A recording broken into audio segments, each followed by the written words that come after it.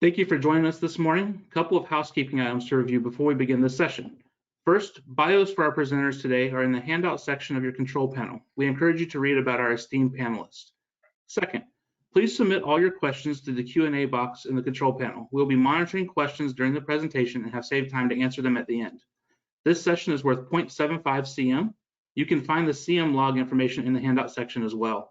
Finally, we cannot host this event without the support of our sponsors who are listed on today's agenda and speaker bios.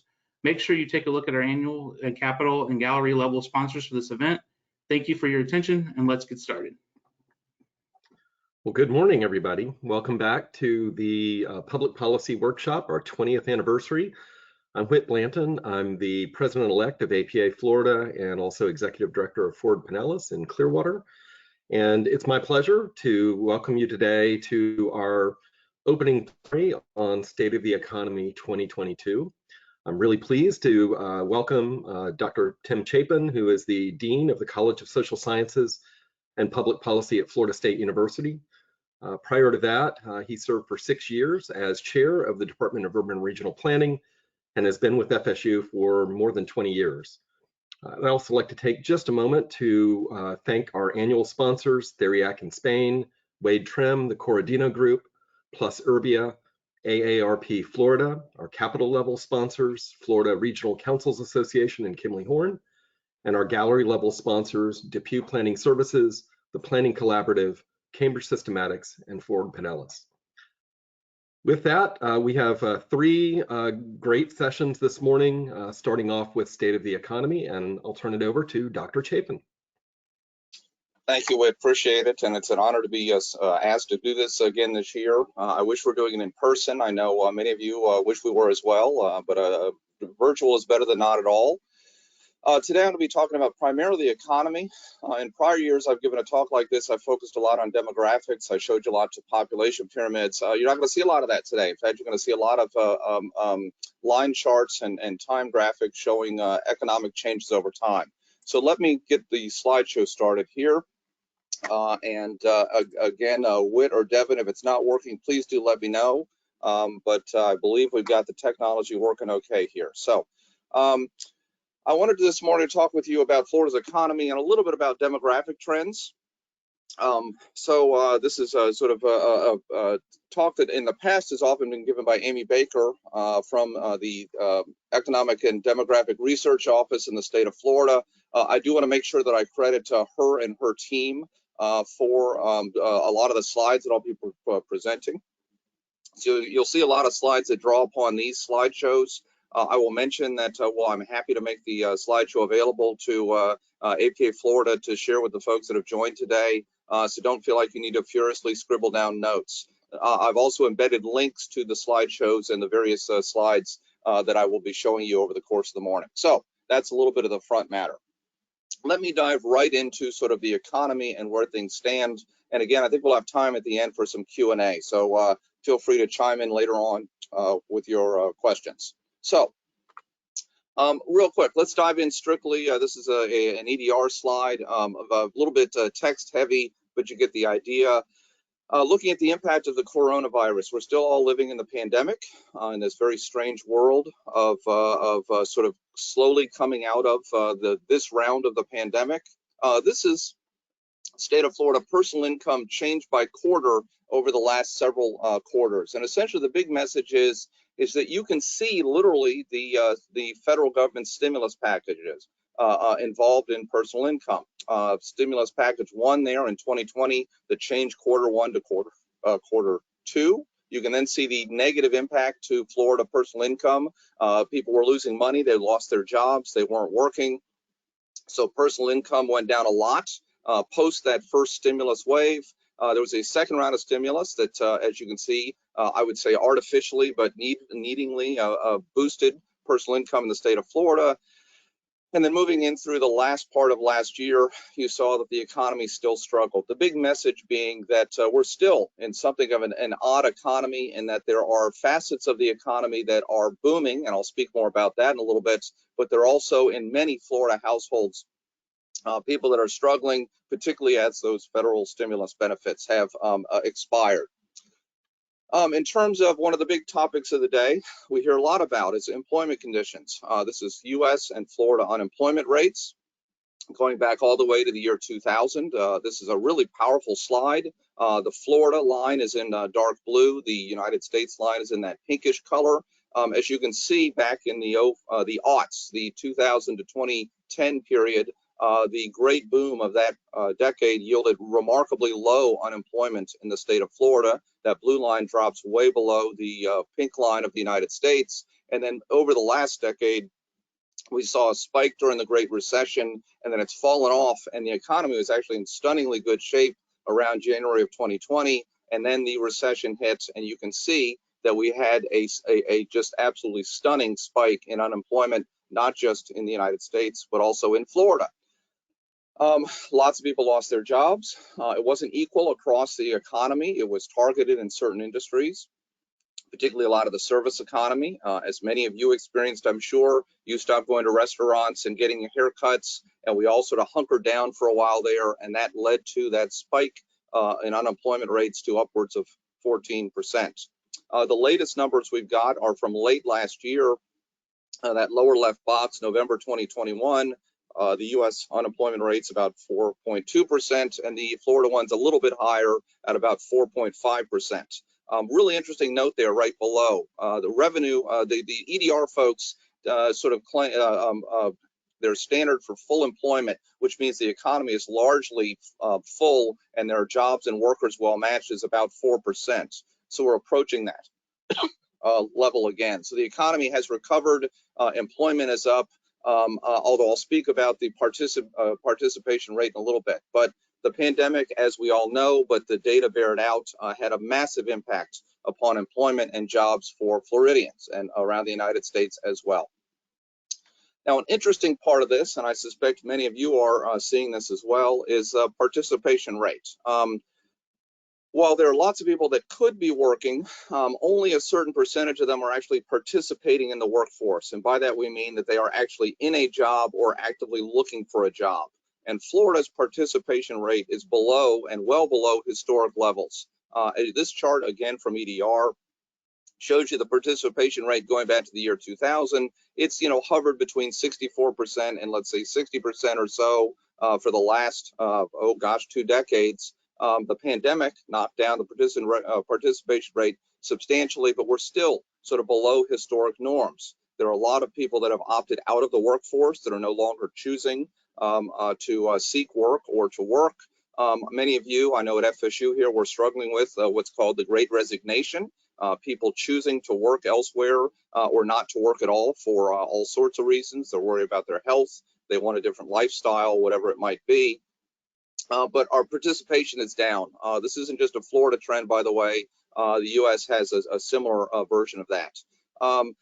So it's not only are jobs down and unemployment was up and it's now sort of mostly recovered, but there are people that have chosen to opt out of the workforce. And there's a long run question about whether or not they'll return to the workforce. And I think that's sort of an unknown right now is if this participation rate's going to tick back up to the 62-ish% rate, or if we really are in a new normal, whereas there are some people that have opted out of the workforce. Florida has long struggled with a wage gap with the rest of the U.S., and that persists. The long run average is U.S. wages, or excuse me, Florida wages were about 88% of about 88.5% of the U.S. Average annual wage. We continue to be a low wage state relative to the U.S., and that's not shown any sign of recovery despite the tightening job market. There's a question as the state of Florida's minimum wage goes up, if this will close a little bit. We will see over time.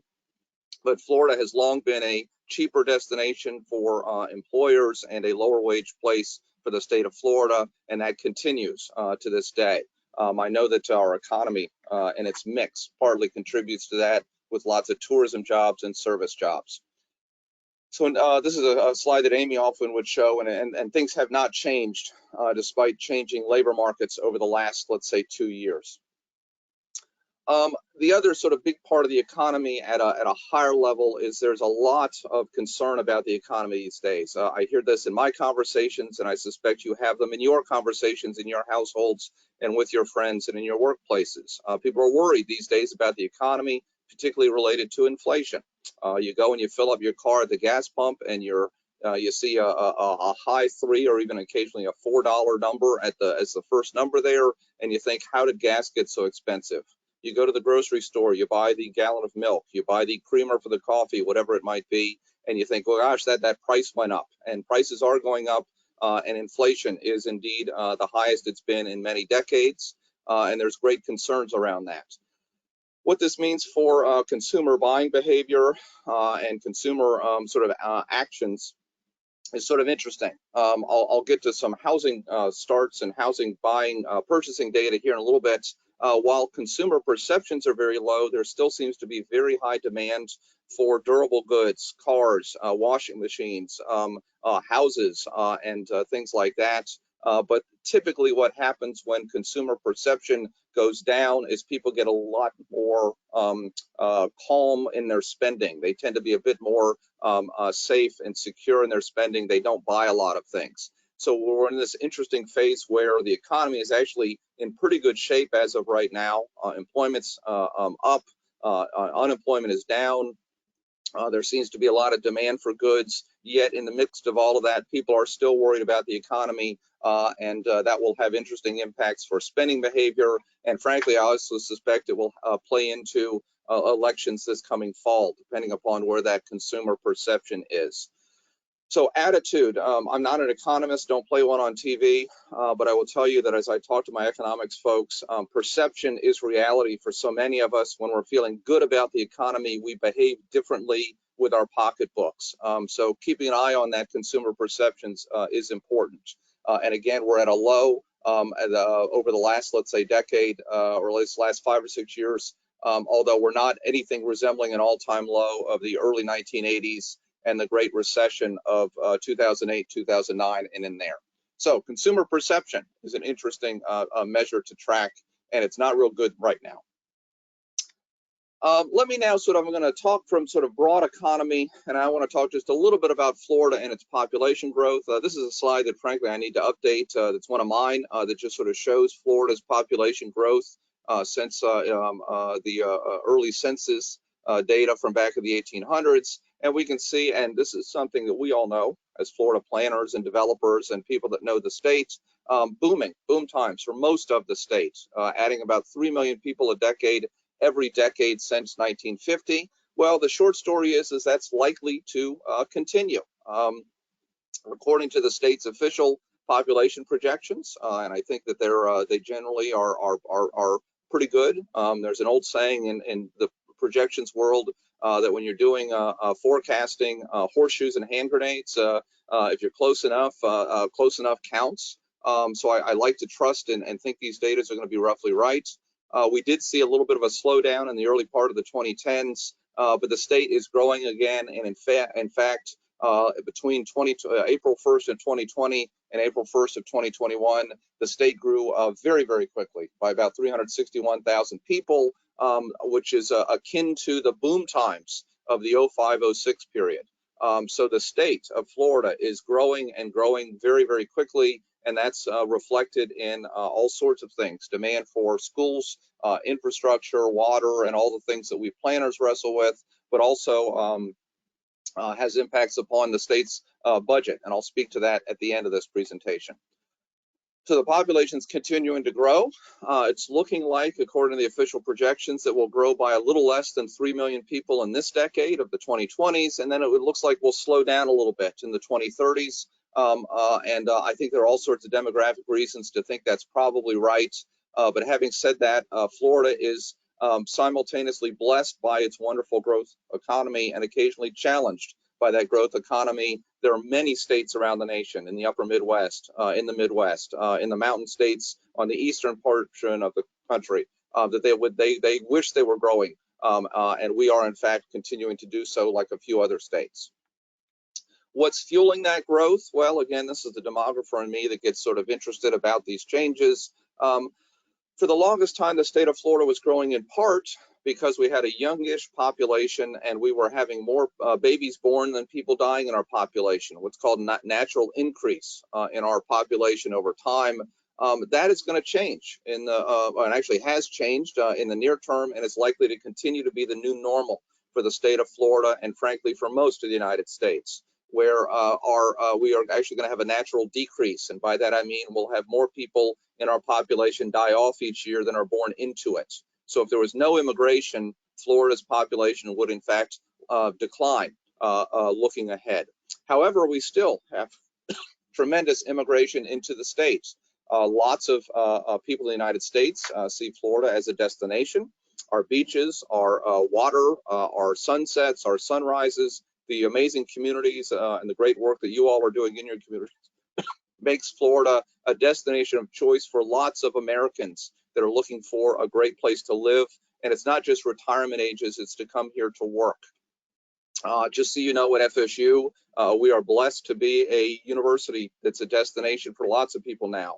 This year we have 73,000 applicants for an incoming cohort of about 6,500 students. And a lot of those are out-of-state students that want to be in Florida and want to be at FSU or UF or UCF or USF or wherever in the state they'd like to be. So we're a destination of choice for Americans. And we remain a gateway state for lots of people from around the world coming into the United States. So our population growth is continuing, but it's largely going to be immigration based in the years ahead. The other sort of key, or another key point related to our population growth relates to our age structure. I've talked about this in prior years. Many of you are probably tired of me talking about this, but it's important to understand that most of our growth in the last decade and in this coming decade will be in older populations. Over half of our expected population growth is going to be people ages 60 and older. So we are in, very much still a retirement state, and there's an interesting sort of demographic transition happening in a lot of these older adults choosing Florida. But if you look at this age sort of mix of the growth that we are experiencing and will continue to experience, there's a gap in that sort of the next generation. In fact, I would argue there's a leadership opportunity and a leadership gap in that there are fewer people in those ages 40 to 60. So if you're in those ages, and many of you I suspect are, it's your chance to rise to the challenge and take on leadership and senior positions and see your organizations in the state forward. So let me sort of go from the demographic piece to now. So I went economy, and then we talked a little bit about people, and now we're going to talk about housing. Hot topic these days. Many of you wrestle with this in your communities. Home ownership is creeping back up, and it's creeped back up pretty aggressively over the last few years. This is a pre-pandemic thing, but it's now been augmented, I would argue, and I think the data show this, by the pandemic.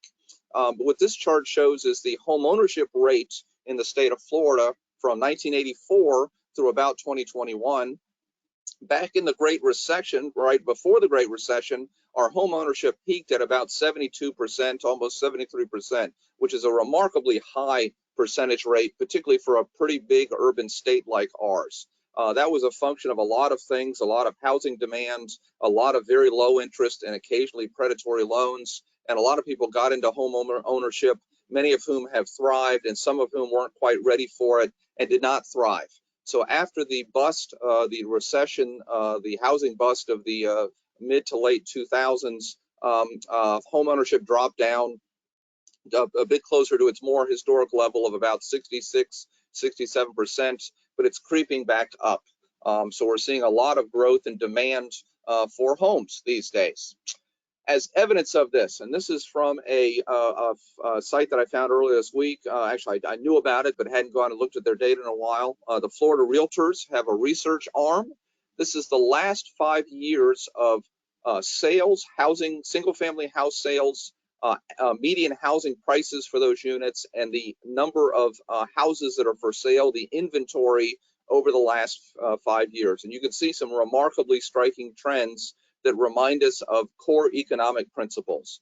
First of all, that top chart, sort of the orange one, the number of sales over the years. In a typical year, quarter two, which is again April, May, June, is typically the most the biggest buying period. So that second 3 months of the year is the big buying period, and then usually the next 3 months, quarter three, are the second largest buying period. If you look in the year 2020, when the pandemic hit, you'll see that in that quarter two in 2020, sales were tremendously depressed. People got very worried, and there was very little home activity, or relative to tradition and past trends.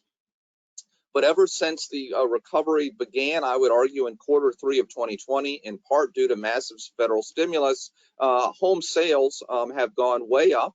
And when sales go up, prices go up. And as prices go up and more sales are happening, inventory goes down. So if you look at the median sale price, that middle green on my screen, you'll see that the median sale price since 2020 has really ballooned from about 275,000 in quarter two of 2020 all the way up to about 360,000 as of quarter four of last year, 2021. The most striking thing on this chart from my point of view is the drop off in the inventory. Why is it that prices are going up? Because the supply has gone down. Supply and demand are fundamental economic principles, and we can see this in action here. There's been a stunning drop off in the amount of inventory available for purchase on the markets. As there's fewer houses but lots of home buyers, they bid up housing prices, and housing prices go up. Really powerful graphic, and this tells the story of the recession, and frankly the fact that a lot of I would argue middle class and upper middle class and up households have actually decided to invest in and pursue more housing over the last 2 years during the pandemic, which has made affordable housing even more of a challenge in the States. I now want to show a series of graphs from the St. Louis Fed, a wonderful website that's linked here. This is Florida monthly single-family home permits. So this is issued home permits for single-family homes going back to pre-1990. The gray vertical bars in there are recessions. And what you can see is a very fascinating story. First of all, I'm just going to focus mainly on the period 2000 to about 2008. You can see the massive construction boom of the pre-Great Recession, that housing boom in Florida in 03 to 06, 07. You can see that in the number of permits, massive number of permits being issued on a monthly basis, which is what's charted here. Post-recession, there was a massive drop-off in the number of permits. There was a shadow inventory. I know Amy Baker, she would talk for years about the shadow inventory. There's a lot of built but unoccupied houses that were getting worked through the system. And then if you look at the last decade, 2010 through about the fall of 2021, you can see that we've increased the number of housing permits over the years, but it is pretty depressed compared to the prior few decades. There's been a bit of a slow return of the home building, single-family home building industry. There are a number of reasons for that. One being that a lot of developers turned to the multifamily market in the 2010s. That was where more demand was. They were trying to diversify their product. But home building is now back up to sort of what I'll call sort of historic norms, and we're seeing a real boom right now, but that's in part to meet that demand that's out there. So single family home permits are back up, but I would argue the last decade, which is interesting, it's a post-DCA decade. There was a lot of narrative that the Department of Community Affairs and planners were depressing the economy, and then DCA went away, but it's been a better part of a decade before we've returned to sort of traditional building levels. So I have all sorts of thoughts about that. That's another talk, another time. This Florida housing inventory, this is just a long run housing inventory as tracked by the St. Louis Fed. This goes back to 2016. This is similar to the chart that I showed you from the Florida Realtors. Again, our housing inventory is very low at this time, which means our prices go up, which is the next slide. This is a really powerful graphic that shows the housing price index. So if we index 1981 Q1, quarter one in 1981 is sort of the indexed at 100. What have Florida home prices done over the course of time? And you can see that there's been a slow burn since the 1980s through about 2000. They were increasing, but increasing relatively modestly over time. Then we had this massive real estate boom of the mid-2000s, and housing prices went crazy. You can see that in the hump in that period, 2002 through about 2007. The housing boom came, the housing boom went. A lot of people made money and a lot of people lost money, and housing prices returned back to sort of that long run expectation. We're now in the midst of what I would argue is another massive housing price boom in the state of Florida. In fact, the prices now, based upon that index in Q1 of 1980, are at an all-time high in the state of Florida. Now, to be fair, our incomes are higher and inflation, and there are all sorts of reasons for this, but we've seen a pretty substantial run-up over the last decade in housing prices, and you can see in the last several months that very big upturn at the very end of the graph on the far right signals the big boom in housing prices in the near term. And then the last thing, and this is something that is a bit more meaningful than a housing price index, is a home value index. Many of us are familiar with Zillow. They track all sorts of things in the real estate market. What they're trying to do is track the home value for all homes. This includes not just single family residences, but also condos, of which we've got a lot in Florida, and co-ops over time. And again, the big message here is that we see the boom of the great real estate boom of 07, the drop off in the recession, and then a growth in housing prices over the last decade, and a particular spike over the last several quarters in the midst of the pandemic. So a lot of people, including me, predicted real troubled times for the real estate industry in the pandemic world, and in fact, it's been anything but trouble unless you're trying to buy a home at an affordable rate. The housing market is really, really hot. I've got, strangely enough, when I think about the housing market and how fast it's growing, it makes me think of I'm the proud parent of a corgi dog, and a corgi, if you let him out in the backyard in the morning and there's a squirrel out there, the corgi takes off chasing whatever it can, however it can, and exhausts itself, and usually doesn't end up with what it wants and has expended a lot of effort. That's what the housing market and home purchasers are doing these days. They're chasing homes, trying to catch it, and sometimes they do get the squirrel, but they may not be able to afford it, and they may not be able to make it happen. Sorry, proud corgi owner, that's on me. Housing prices. What's interesting in Florida is that for a long time, and for actually most of its history, Florida has been an affordable place to live relative to the rest of the nation. We're now in the long run trend above national norms, or national means, when it comes to our housing prices. We knew this at the high end of the market, but even for just our median house price is actually above the national median now, which is a remarkable thing for the state of Florida. We've always been seen as a relatively affordable place to live when it comes to housing, compared to many other places. California comes to mind as a super expensive place to live, and it remains very much so. But Florida is getting to be at the higher end of the housing price spectrum over time. Again, that red note at the bottom of the slide, the 2021 November median home price. This is a Amy Baker EDR number. It was about $365,000 for the median home. That means that 50% of the home sales are actually more than $365,000. So our housing prices are very high. Now, there's one positive outcome for this, and that is that, as with all these real estate transactions at higher prices, the state of Florida is flush with dock stamp money. So as most of you know, when there's a real estate transaction, there's a tax on that in the state of Florida, and the state's dock stamp collections for the year 2021 are at an all-time high. This is a pretty remarkable thing. Again, you can see the prior high was in 06 during the housing boom of 06.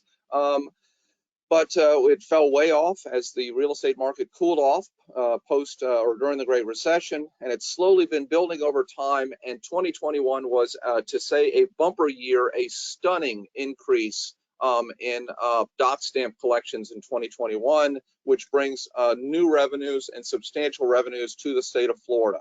This is a state tax. and it's generating many billions of dollars, and in fact far more than was projected by the analysts as they were looking at the state's budget.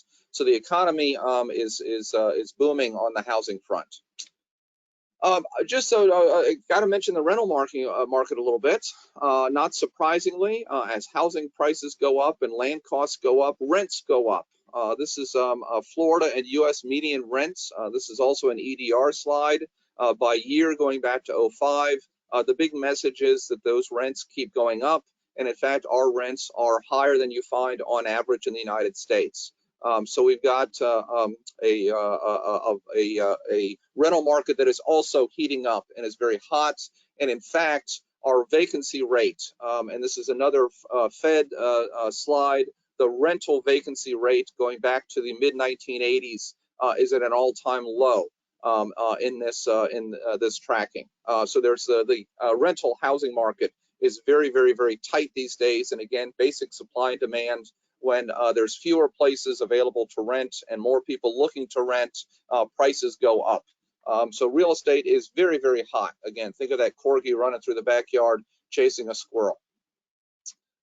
What does this mean for the state of Florida? Well, and I expect all of you know this, but the general revenue forecast. What I've got here again is the EDR's work.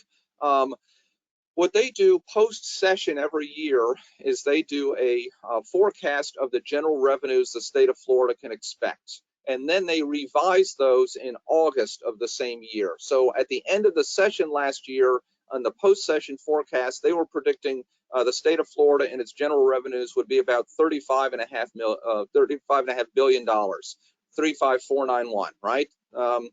They've actually revised that up by about $1.5 billion. And as they look ahead, they anticipate continued good times for our general revenue forecast for the state of Florida. As they look at sort of where they thought we were going to be in 2020, in the coming fiscal year, so fiscal year 22-23, looking back during the height of the pandemic, there was a real concern that there would not be enough money and the state was going to have to be doing some budget cuts for a variety of reasons, in part because the state of Florida's economy is humming, and in part because we got about $10 billion in federal funding to support recovery. The state of Florida is actually way ahead. In fact, as they look at the revised numbers from a few years ago, the state of Florida has about $9 billion more than they originally anticipated in the midst of the great pandemic that we were experiencing back in 2020. So things are good, and the state of Florida is flush with cash. Putting it all together, and if you look at sort of where the state of Florida is, if you've seen the governor's budget, if you've seen the House budget, if you've seen the Senate budget, they all differ, but they're all looking to spend. I think the low one is the governor's budget, which is just shy of about $100 billion. The high, I believe, is the Senate budget, which is 106 or so. They're flush with cash. They're doing lots of things. As to how that money gets spent, again, that's a different talk and probably a different panel that you'll be hearing from. But the state of Florida, for right now, the economy is humming. The housing market is going crazy. The rental market is immensely in demand. Unemployment is back to very low levels. So unlike some years where we're talking about how are we going to survive economically, right now it's how can we cool the economy a bit so it's a little bit more sustainable and our housing prices don't go up. So Whit, I believe I've done with my slideshow, and maybe we'll take some questions. Great. Well, we do have a few questions in the chat. So that saves me from having to come up with my own questions. That's always good. I want to go, well, first of all, I want to let everybody know that your presentation will be made available, and all of these will be available for folks through, I think, March 25th, if you've registered.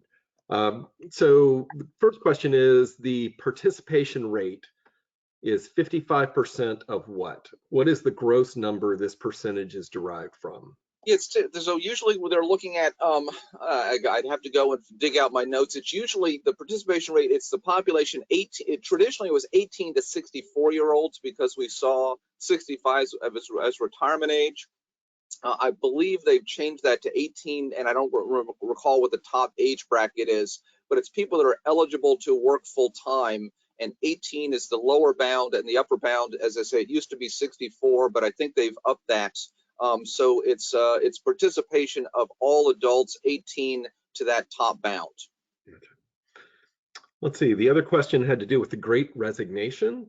How much of that is COVID and how much of it is the gig economy? It seems that some percentage of the potential workforce are inclined to be self-employed. This is a great question, and I don't think that we know the answer to it. But the best I've got, and I've tried to read widely, I'll just briefly tell you that at Florida State University and in higher education more generally, we are, hey folks, if you're looking for a great job at a great employer, FSU's hiring. I think I've heard that upwards of 30% of our staff positions at the university are unfilled right now. And we've experienced this as well. What's driving it? Well, one thing that's clearly driving it is there are people that are immunocompromised, are taking care of elderly parents or loved ones. They have young children at home, and they are, for health reasons, choosing not to engage in the workforce right now. So that's certainly partly what's going on. So that's one factor. A second factor is many employers are starting to realize that you don't necessarily need to have your workforce come into the office every day. I see you there in your home. I don't know your organization's working setup. At FSU, we have flexible work arrangements that allow employees to work remotely part of the week. And there are lots of organizations that have gone to a model in which they're allowing people to work remotely all the time. So there are a fair number of people that are choosing to for lifestyle reasons to live in one spot and then work in a remote setting. So that's at the higher end of the skill world, particularly in the high-tech world. You mentioned the gig economy. There are lots of people that can work in a high-tech field or a high skill field, and they can live in Tallahassee, they can live in Pinellas County, they can live in Austin, Texas, but work for their firm that may be based in Chicago. So that's part of it as well. Where we don't understand is there are also some people that have opted out, and there are sort of disagreements about how big the federal stimulus was. Some people got money in their pockets and decided they could opt out of the workforce for a while and sort of live off of that. We wonder, by we, I mean economists and labor economists sort of wonder when they're going to realize that that money only lasts so long and that ultimately there are bills to be paid. So there's sort of some expectation as you read about it that some percentage that we anticipate the participation rate to creep back up, in part because as the pandemic goes away, people will be less worried for health reasons about working, and some people that might have opted out for lifestyle reasons will need to be able to resume their lifestyle, be back in the workforce again. So a long way of saying we don't know the rough, the percentages. There's not really good data on that, at least based upon everything that I've seen. So we got a few more questions and we got a few more minutes. Have you plotted foreclosures versus purchases to determine whether during the boom there were buyers that were not really qualified? During the boom of the last decade or this most recent? Let's go with this most recent boom, or if you have data or insights on the last one. I think the question. I was looking a little bit at the Fed data and a little at the Florida Realtor data. It's a very different boom than the foreclosure. The percentage of sales that are foreclosure related right now are a lot less than during the Great Recession. That real estate boom, where there are a lot of marginally qualified buyers, I would say, or people that bought too much house. They qualified for a lot bigger home or more home than they could otherwise. And then once the bust came, they couldn't afford it. So the foreclosure rates, I've not seen a lot of data suggesting there's been a big uptick on that. Now in the rental market, on that, you hear a lot about people not being able to afford the rental rates. And this goes to what I'm going to sort of use this as a chance to riff on the winners and losers of the pandemic. Again, there are lots of, if you see the data, the economic data, the pandemic was great for many, many, many people's bottom lines. But those people came into the pandemic financially sound. They had assets, they had money in the stock markets, they had real estate in hand. So people, as I say, sort of, I'm going to sort of roughly give the middle class and up fared really well in the pandemic. Most of them didn't lose their jobs, right? Many of them, in fact, they had to work from home and they had to balance the kids interrupting Zooms and things like that. But they were still financially sound. And in fact, with the bid up of the real estate market and the stock market, they did well financially. Now, below some line out there, a lot of people in the rental market that are working those service jobs, they relied on the federal stimulus to pay their rent every month, and now that that money's gone, there are real concerns about people that are not of means and didn't come in financially sound shape moving forward. So what I'm saying is the foreclosure rate, I don't think, is spiked in any meaningful way because a lot of the people most impacted by the recession, by the pandemic and its employment impacts were people that were renting. So do you think, and I'm just going to go off your answer here, do you think that Florida is becoming more inequitable as a result of this? Because it also sounds like some of the people moving into the state from Chicago or Wisconsin or places like that have the means to move here. And maybe, I'm not sure we're getting fast food workers moving to Florida to escape the loss of a job up north. Well, the opening question was, is Florida becoming more equitable? Yes. The short answer is yes. The United States is. The globe is. There's with each passing year, wealth gets more and more concentrated at the top. And this is a long run pattern. Again, we probably have a whole several week symposium on this with all sorts of great speakers. So yes, that's an issue. In Florida, there has been part of the reason we see such housing sales and demand is there are a lot of people of means and a lot of international dollars that are being sunk into real estate.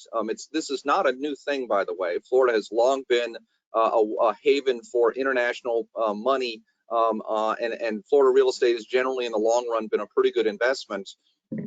But with the run-up of the pandemic and people earning all sorts of wealth through stocks and through other sort of financial market transactions, they need places to put some of that money.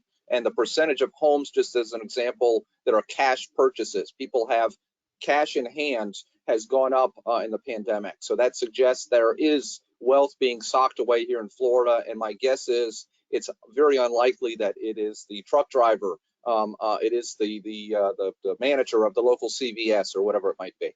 Mm-hmm. So turning back to Florida's housing market, it's certainly booming.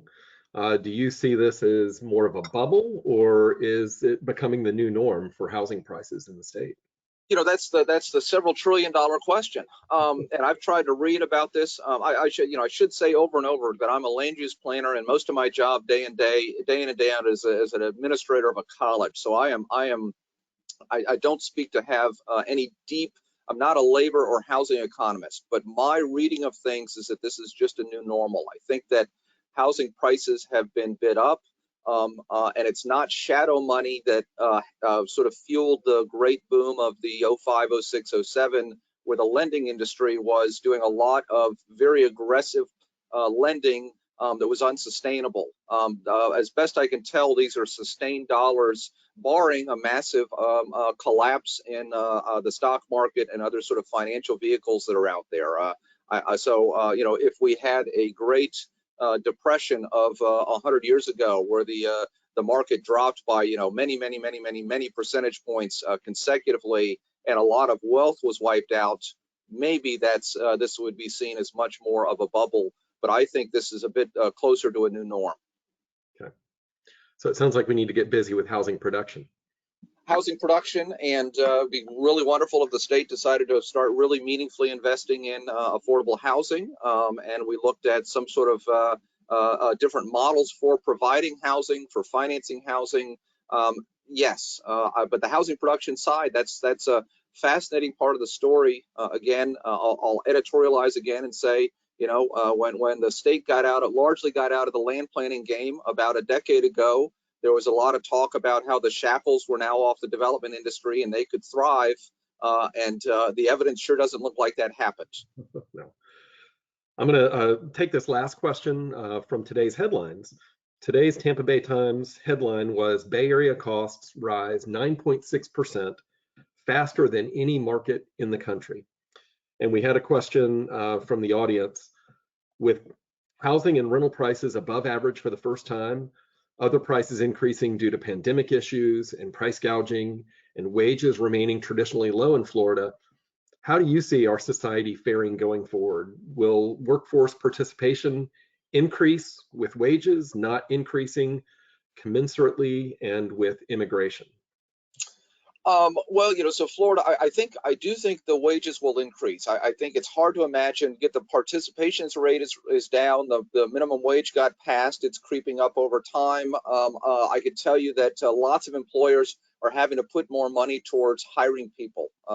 That's a common theme as you look at the data. So I think wages will increase.